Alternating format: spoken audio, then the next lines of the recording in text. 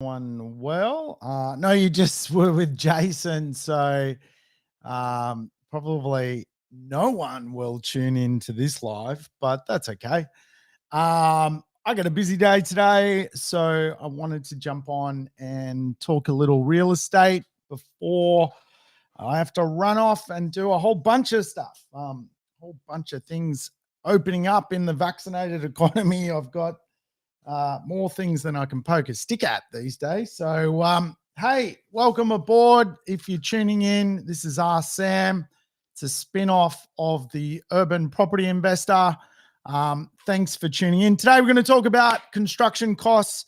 I know Jason talked about this just the other day, and I want to give you some live tools to understand really how to navigate through a lot of the transformation which is occurring in real estate, where things are rising in value.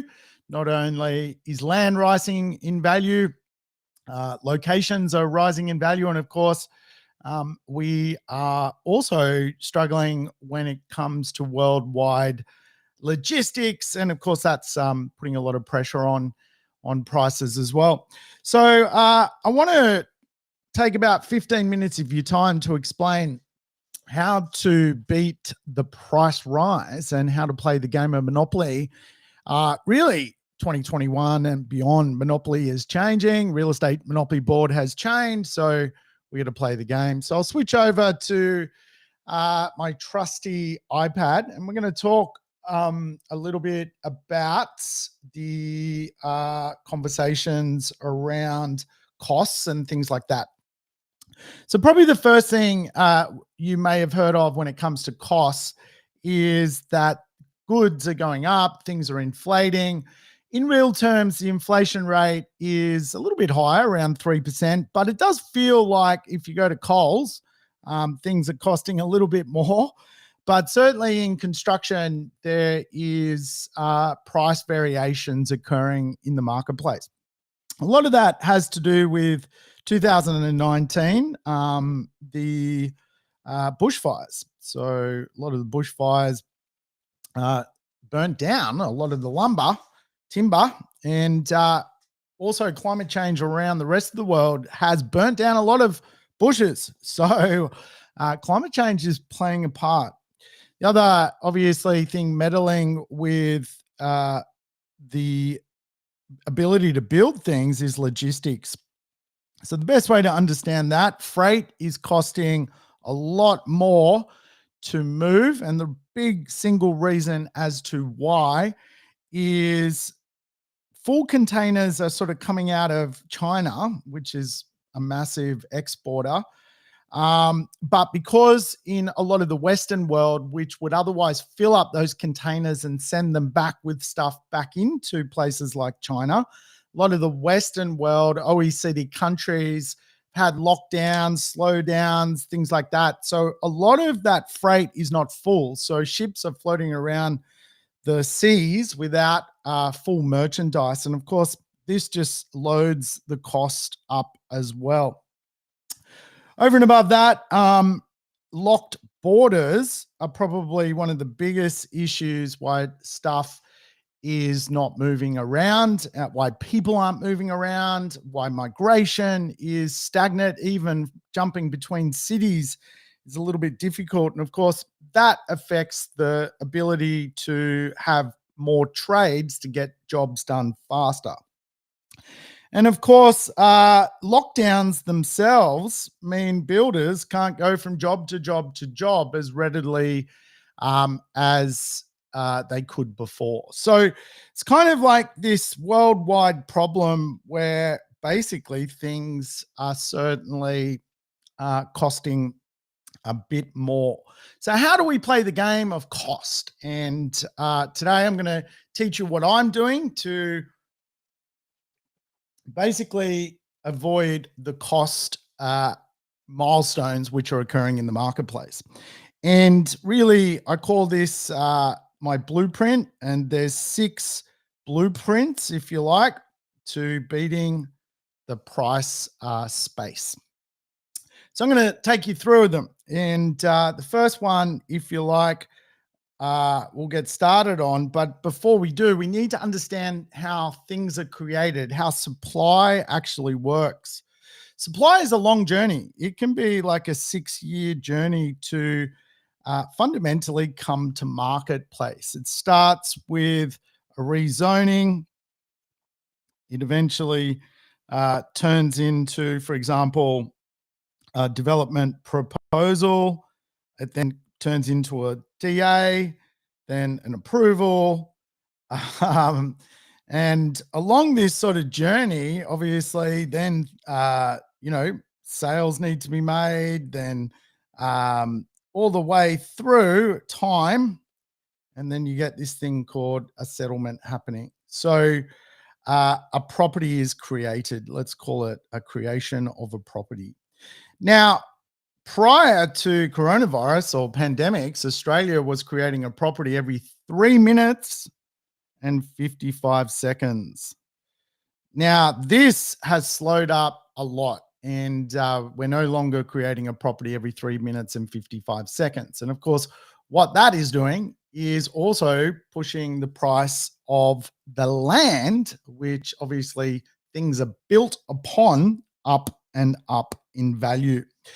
So, knowing that there is a massive timeline when it comes to real estate, what kind of blueprints can we use to buy real estate? Well, this is something which I've always used, but it is probably more, the skill around it is probably more, I guess, important now than ever before, particularly if people are navigating their way through buying real estate at the moment.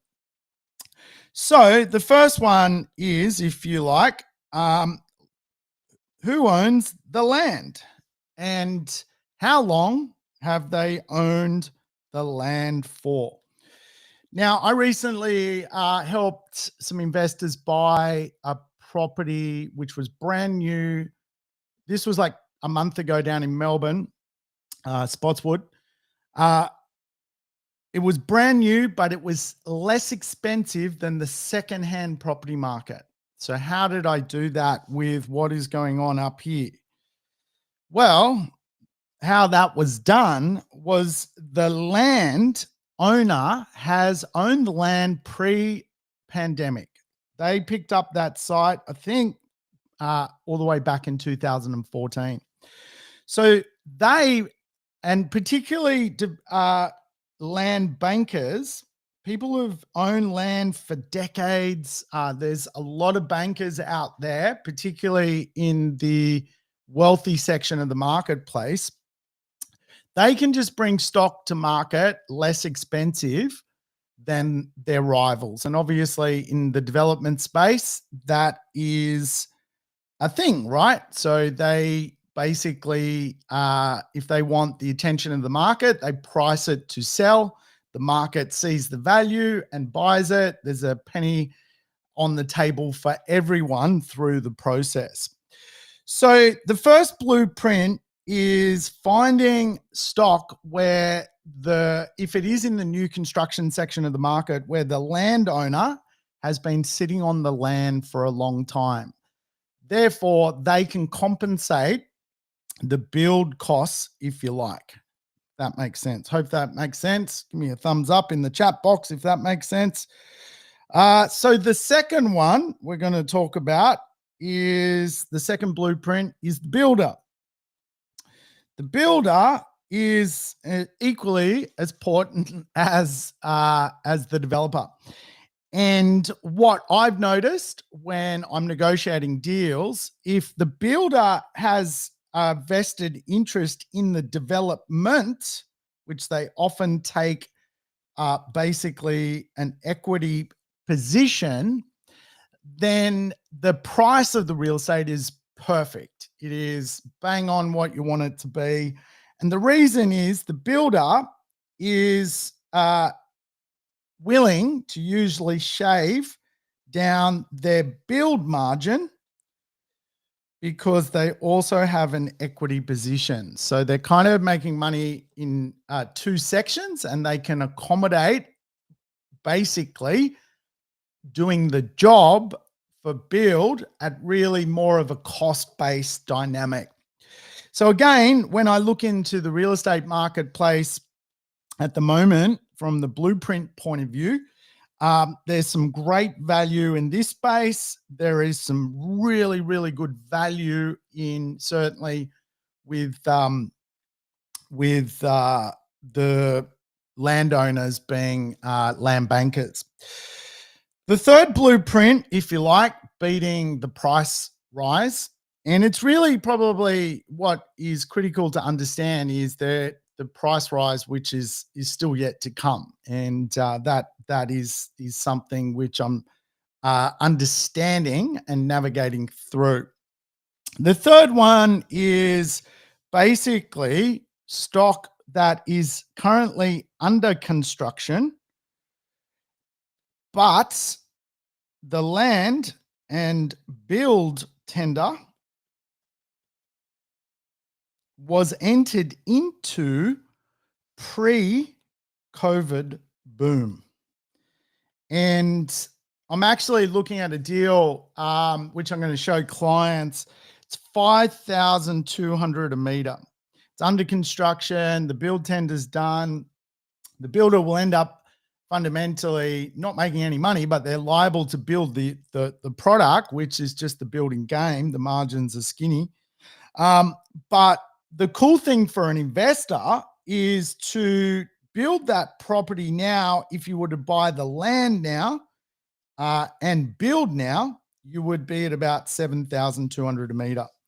So about a 25% replacement value gain just by going and finding stock under construction where this part of the puzzle is pre-COVID. And of course, that links back to this situation, right? So, if you can find the deal here, then there's money to be made. Does that kind of make sense? I hope that does. All right. So we're up to the fourth blueprint. The fourth blueprint is basically newer stock settling or modern stock on the market. So obviously, it has inherent value based on the future of supply. So basically, if something is just settling now, it was sold in a past era, or if it's a modern piece of real estate on the market, it's obviously ideal compared to the cost of real estate into the future. So hopefully that kind of makes sense. So basically, new stock settling now. It was thought about in a previous economic period in life. And I'm seeing this as well, that there's some settlements, due in like 1 or 2 months, and the stock is priced 2 years ago. It should be more expensive, but the seller, particularly in the pre-construction space, doesn't want to mess with moving prices. And they often do that just because they set prices, and a lot of brand people, just leave it alone. So that is a pretty good space as well.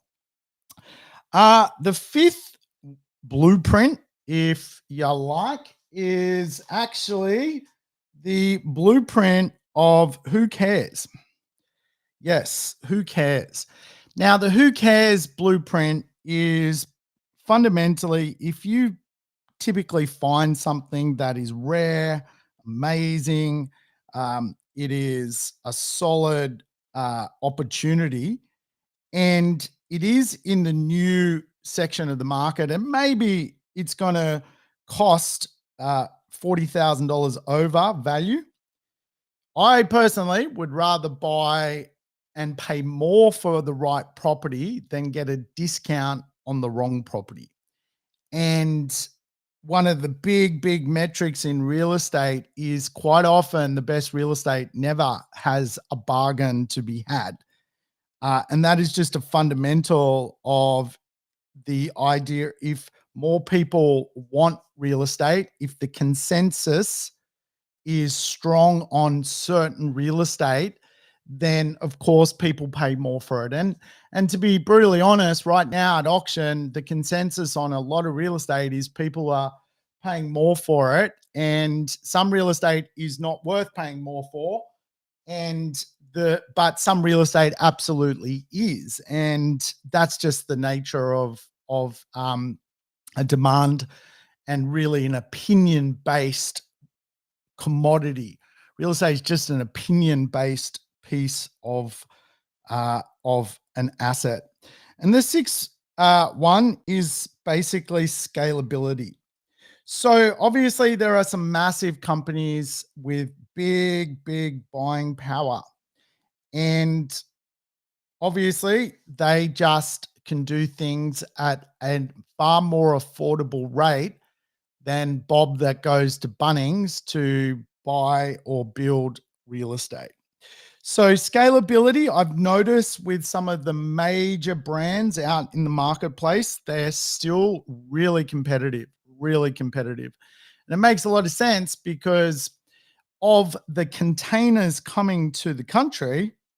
They are fundamentally, if you like, when we look at the freight, they are the freight. And as such, when they uh, obviously logistically bring things into the country, they're getting a better rate if they're filling up more of the container.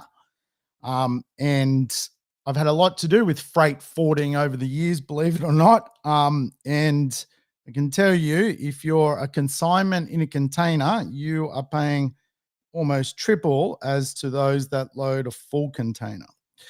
So that's kind of how it kind of works. Now, too many things coming through. So what do we need to be mindful of? There's probably the other side, the flip side of the coin of this. And I've still got one listener, so thank you for listening. I know I'm dragging on a little bit long. What do we need to be mindful of? All right, the first one is disinvestment. So the challenge is if you buy something too old, it can be modern, but not too old. I don't know if I should put another O there. The renovation costs is very high at the moment. I was talking to a client yesterday. They were expecting 2,000 a meter to renovate. The builder said it's 3,500. So what this is fundamentally doing is if it was an older property and it needs some TLC, the renovation inflation is actually extremely high. So obviously what this often means is people delay that in the older established marketplace. But by delaying a renovation, you just pay more. And this is where a lot of properties end up in a place where they fundamentally can never be renovated. And really, the only way they're then sold from an investor back to the market is intrinsic value, which reverts back to fundamentally the land value. And as people have to pay more for depreciation, pay more for appreciation by the inflation of renovation, then you need to be very mindful. Now, to give you an example, if you were to renovate today and you spent $100,000 today, if you delayed that for 10 years, you would be spending roughly about $165,000, assuming the inflation rate doesn't move. It actually probably would be a lot more than that. So a lot of people get burnt by this one because they buy an investment, sit on it, it diminishes, it becomes a disinvestment for them, and then they can't get it back to a more normal state because the price is it's such a big gap for them. It's almost not worth spending the money, so they tend to send the money back to market. Obviously, the next one is land and a builder that is, I should say, a development site and a build tender that is done basically right now. And the builder's not taking an equity share. The development site was bought for too much. And if the development is not a who cares, like this is freaking awesome, I'll pay the extra, then you're going to see a lot of sites which basically never get off the ground. And that is a real thing at the moment. So that can be something that investors need to be mindful of. That the site itself is going to be too expensive for the market to comprehend as to why to even buy it. So they're probably the two big ones to be wary of is the disinvestment real estate market, things where you're gonna have to spend a lot of money to breathe some life into the asset, and the longer you leave it, the worse that problem becomes. And yeah, I guess there was one more, and I've just forgotten it. I might just check with my notes. Give me one sec.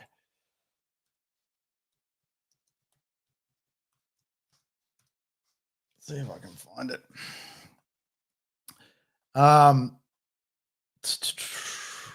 Too early in the morning. Da, da, da, da, da.